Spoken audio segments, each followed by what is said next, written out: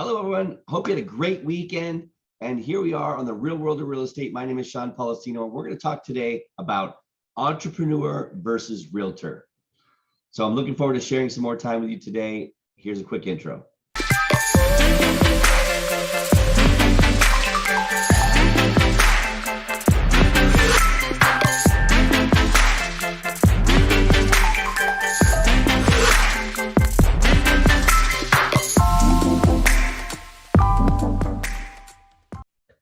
Welcome back. Again, my name is Sean Polistino, and this is the Real World of Real Estate, where we keep it real. So much junk out there. You've watched YouTube and TV shows like Selling Sunset and $1 Million Listing, and you really just get a misconception of what it is to be a realtor or have a real estate business as a real estate agent. And so today we're going to talk about entrepreneur versus realtor, because this is something that I think realtors or people that decide to go out and get their real estate license get completely wrong from the beginning. And I've always considered myself entrepreneurial. I can't even say the word, but many people are not. Many people don't consider themselves that way or even think it's important. So we're going to talk about that today. But just a little bit of background on me, because it's been a while since I've shared. I have been a real estate agent for the last 16 years. Prior to that, I was in the car business. I worked for Toyota as a salesperson and eventually into finance and finance manager and finance director for about 15 years. So I've been a 100% commission salesperson for over 30 years. And before that, I was in the military. I worked on F-16s. I'm from Boston originally, and I live here in Los Angeles. And I have a team that is my real estate team. Being entrepreneurial, I've grown my real estate team and kind of like what you'd consider a brokerage into multiple different states, Texas and Massachusetts. So I'm also have a loan division on my mortgage team as well, which is, stretching a little bit outside of the typical real estate agent that doesn't have anything to do with loans. We have a mortgage division on our team as well. So these are just examples of me being entrepreneurial, and I figure I would highlight them here as well. But I have 4 kids. I've been recently remarried and been with my current wife for 12 years, and she has a daughter, and I have 3 kids of my own. Very successful kids, and I'm super excited about what they're doing in their future. And I want to build a business that I can leave to them. I want to build a legacy. I want to build generational wealth. Generational wealth means it skips and goes after I'm long gone from this planet, goes on to future generations. And so that's what I'm building as an entrepreneur. And real estate is the vehicle that I've chosen to do that in. So a little bit about me. If you're interested in joining my team, click the link below, schedule a one-on-one strategy session. We can talk about your real estate business, see if the team's a good fit. And if the team isn't, maybe EXP you can be an individual agent as part of my organization. You still get me helping you build your business, even if you're not on the team. So it's a great strategy for a lot of people that want to be individual agents, and then the ones that want help, additional accountability, leads. Obviously, the big thing is they want leads and they want marketing and they want to cut some of their overhead. Then the team is a good option for them as well. So private message me, call me. My number is below as well. 818-338-8787. I'm always available for a call, or just like I said, click and get direct access to my calendar. So let's talk about entrepreneur versus realtor. What does that mean? Well, most people get their real estate license. They come in, they have no idea what it's like to be a realtor. They see TV shows like Selling Sunset, or $1 Million Listing, or flip this house, flip that house, or Love It or List It. That show actually I do like, and I actually have my team watch it, because Love It or List It, or List It or Love It, I'm not sure exactly how it goes, but that is a very realistic show. But many of them are not. And Selling Sunset and $1 Million Listing have moved on from reality to scripted. They're actually scripted. It means those scenarios that you're seeing them talk about, these $1 million, some of these people might be real clients, some of them may not. Most of them are not real clients and not real scenarios that they're going through. So what I would encourage you to do, if you're watching this and you're a brand new agent, or if you're a seasoned agent, you've been doing this a long time, this video is for you as well. I would ask yourself, do you consider yourself an entrepreneur, and are you following a business model, or are you just being a salesperson and that's it, and limiting your belief? And so we're going to cover 4 key things: employer versus investor mindset. We're going to cover being an investor pays dividends.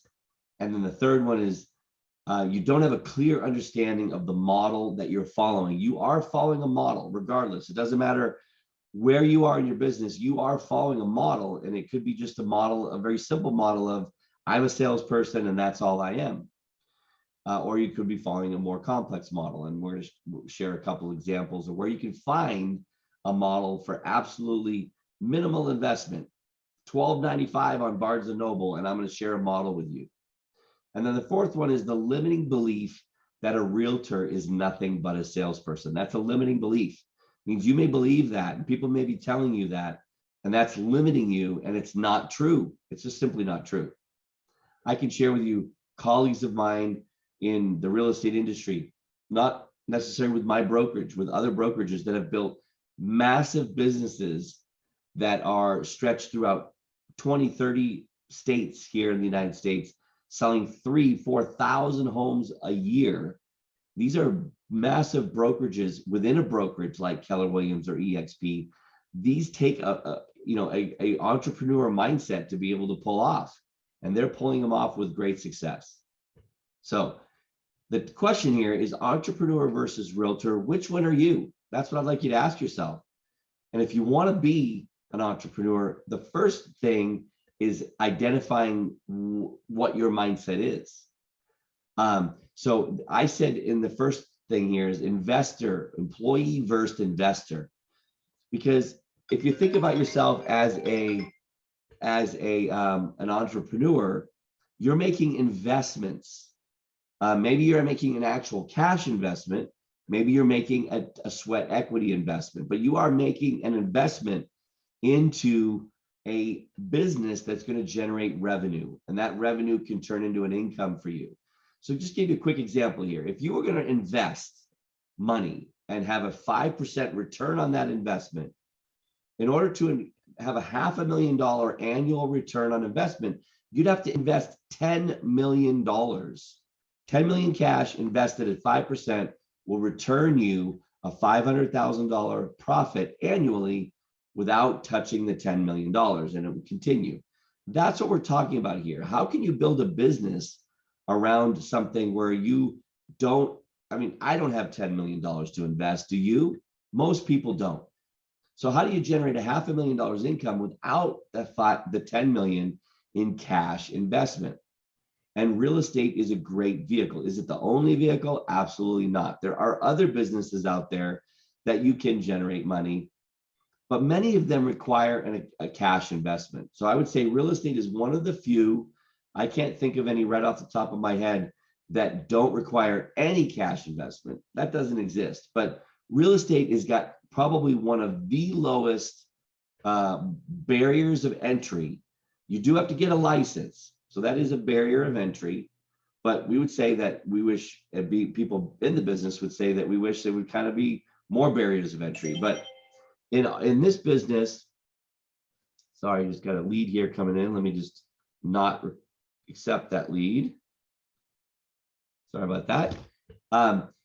Many of us would say that the barriers of entry in real estate should be a little higher, but they are very low. Probably one of the lowest barriers of entry. And sorry about that. Get my phone. This is the real world of real estate. Phone's ringing here, but I'm going to go ahead and ignore that call. The real world of real estate is a show that I've been trying to make as real as possible. So little things like that, interruptions, they happen. But again, back to entrepreneur versus realtor. In real estate, there is some cash that is required up front. You do have to pay to get your license. There's an expense to that. You have to pay to join the board, where you can search properties in the MLS system. There's an expense to that. You're going to need to buy business cards. You're going to need to join a brokerage. You're going to need to pay for some marketing initially. You're going to need a website up front. There's things that you're going to have to pay money. So you are making a cash investment. But the majority of the investment in real estate is a sweat equity investment, meaning it's your time. So it's a time, the more time you put into it, that's going to help you launch that business. Now, employee versus investor mindset is just saying that, remember, if you could think as an investor and make the investments in the right places, then that's going to launch you forward quicker than if you don't. Now, if you come into this with an employee mindset, waiting for somebody to tell you what to do, or expecting somebody to manage you as a person, then you are not going to probably make it. In fact, 90% of the people that get their real estate license fail within a year. And the ones that make it past a year, 85% of them fail within 5 years. So a very high number of people don't make it in this business. And I believe this is the reason, is the employee versus the investor mindset. They don't look at themselves as an entrepreneur. They look at themselves as a salesperson. They come in and they are expecting somebody to manage them. And there's just nobody here to manage them. That's not what real estate is. When I work for a brokerage, with a brokerage, I'm choosing that brokerage as my brokerage partner. I'm not an employee of the brokerage. They're not going to manage me like an employee. They can't. Legally, they can't. Because then I would be a true employee and they would have to pay payroll taxes and workers' comp. So they actually cannot legally do that. And so there's really nobody there to discipline or keep you disciplined, or nobody there to hold you accountable. So get a coach, hire a coach, find a mentor, join a brokerage like our brokerage at EXP, where they have a great training program. They assign you a mentor, or join a team like we have at the Policino Real Estate team, where you have me, somebody like me, holding you accountable, making sure that you're sticking to the right activities. Okay, that's the first thing. So number 2 is being an investor pays dividends. Look it, I hope I don't need to convince you that in the employee versus investor mindset, being the investor is the way to go. When you invest time and some money into something and you follow a model that has got a proven success, you can't go wrong. Look at McDonald's. Why do you think so many people invest in the McDonald's model? Because they have a proven track record, and they can predict, if you follow that model, how much money you will make. And then it's a matter of buying multiple different restaurants so that you can increase your income.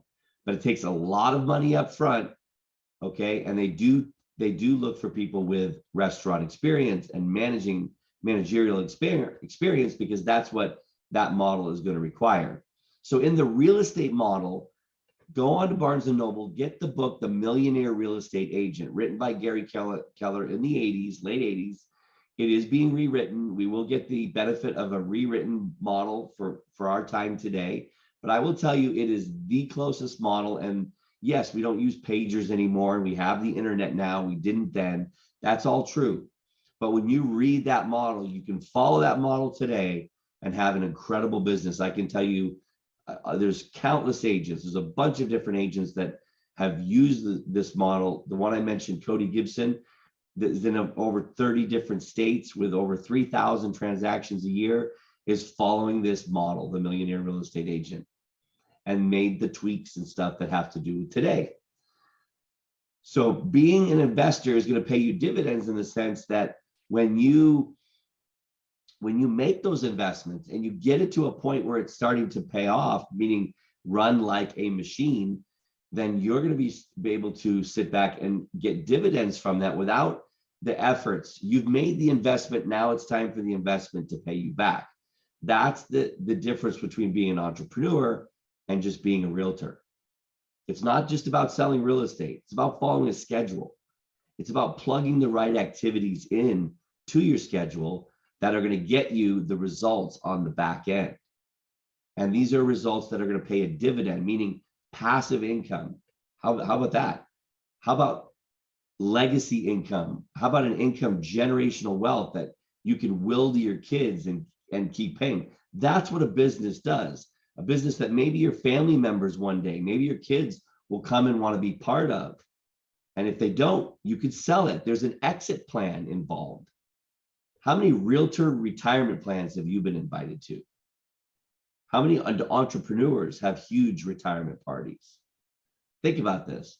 Being an entrepreneur means looking at your business a different way, taking off the current filtered glasses you have and looking at it a different way through a different pair of glasses, entrepreneurial glasses. I've been doing this for the last 30 years. Even when I was working in the car business as a finance director, I was looking at how do I become the owner of the dealership? That's the type of mindset I've always had and have had for 30 years. And it's gotten me to where I am today with a team in multiple different states, multiple different verticals of income, a business that I could actually sell to somebody, and income that I could keep that business in my family if I wanted to, and an income, a legacy income that I could leave to my kids, a passive income that I could leave to my kids in the form of a trust later down the road. So being an investor pays dividends. Third, most agents, they don't have a clear understanding of the model they are following. And let me just be clear, you are following a model. Even if you just decide to get your license and look at yourself as a salesperson and go out and just try to help people, and you don't make it because those expenses end up burying you, that's a model. That's a model. It's not a great model. You know, if you say to yourself, I'm not a great salesperson, that's an affirmation. It's just a really bad one. So we encourage you to look at good affirmations like I am an entrepreneur. Okay, even if I'm not in the moment being a great entrepreneur, I have the goal and the aspiration to be one. So that starts with the mindset. Mindset is important here. So if you're not following a model, get one. I just said Barnes & Noble, the millionaire real estate agent, great place.